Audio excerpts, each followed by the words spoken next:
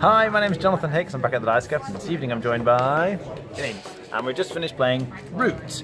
We've actually been playing a 4-player game. The other players didn't want to be in the video, but the idea of the game, if I zoom out a bit here, is you're in a forest clearing, and each person takes a faction of different animals. So in this case, I was the cats, essentially, and I have a sort of board that explains the rules and what I do on my turn and things. Essentially, I'm trying to expand and conquer different areas with my orange cats. But different people play different factions that operate very differently. So you can see you've got the blue birds. The bird player over here was trying to expand and conquer territory with the birds. Then there's the green, the Woodland Alliance, represented by the mice here. So they try and, you can see the mice didn't do very well in this game. And finally, in this game we had the Vagabond, which is just a single guy. Where did the Vagabond go? There he is. Who wanders around having adventures. Ultimately, everyone's just trying to get to 30 points. In this case, the Vagabond managed to win with 30 points here. But each character, each faction plays very differently. So in terms of the cats, I'm trying to build these different buildings. So I need wood to build buildings, and I build sawmills which produce more wood, which I can then use to produce more buildings. I can build these to craft different items. You have cards, and you'll see some of them, like this one, can be crafted. So this is some kind of item down here, which gives me victory points, and I discard it. And I have to have the crafting things in appropriate locations. You see there's kind of these bunny locations. Each location is either a bunny, or a fox, or a mouse clearing. So I build these. This is used for recruiting them as well. So I kind of expand, conquer territory, and as I build more of these buildings, you can see this is the other way that I'm getting victory points.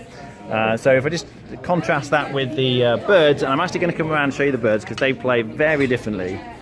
So they have this kind of programming thing here, and each time it's their turn, they play a card into one of these 4 spots. So you can see it's recruit, move, battle, and build, and then they work through it in order. So the claw here is like a wild one, so they recruit anywhere they like, then they move from anywhere they like, but then they have to move either from or to one of the bunny regions, like this one here for example, and then they have to move somewhere else, and they kind of work through, then they have to fight in these different locations. Fighting's very straightforward. You roll 2 dice, and the attacker takes the higher number, does that many hits, and the defender takes that number and does that many hits. They work through, but if at any point the bird player can't fulfill all of these things, then they go into turmoil and end up losing quite a lot of victory points. So that they kind of resets their board and they have to start again. The Woodland Alliance, if we come over here, essentially has to spread influence tokens. You can see there's a few of these influence tokens on the board, and they're trying to sort of usurp the current powers, and as they get more and more influence out, they can then start to get their actual warriors out, and they can cause revolts and things, and if they've got enough influence, they can kind of kill all the other players in a certain region. They get points for getting the sympathy out. And finally, the Vagabond just runs around having adventures, essentially. So he's trying to gain items, the items that I was crafting earlier. He can go to people and give them cards in order to gain items. And the more items he has, effectively, the more actions he can take. So he can go places and do quests. There are certain areas on the board where he can discover items and things. He can run around and explore and have battles and things. He also gets points for attacking people. But crucially, the way he managed to win here is he can get points by giving cards, sort of helping out other people. And if you don't keep an eye on him, he's very nice because he helps everyone, but then suddenly he's won before you know it. So that's just a very brief overview, but you can see each player is doing 4 very different things here, trying to get enough victory points by playing the different factions in the forest. What do we think?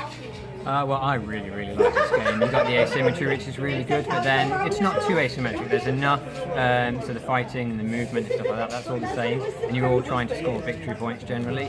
So there's enough to kind of grok what everyone else is doing. That being said, it is difficult to teach, despite what I think is one of the best rule books I've read, with a great learn to play guide and a great rules reference, because everyone is so different. As the owner of the game, you do sort of have to police people a little bit, certainly for the first few games, until they get the hang of things, and you will make a few mistakes. But despite that, it's really fun. Every game is really different, and I think the best thing I could say is that I've played almost every faction, and I would happily play the same faction again and again, but also really want to play all the other factions. So yeah, for me, it's a really, really solid game. Okay, rating?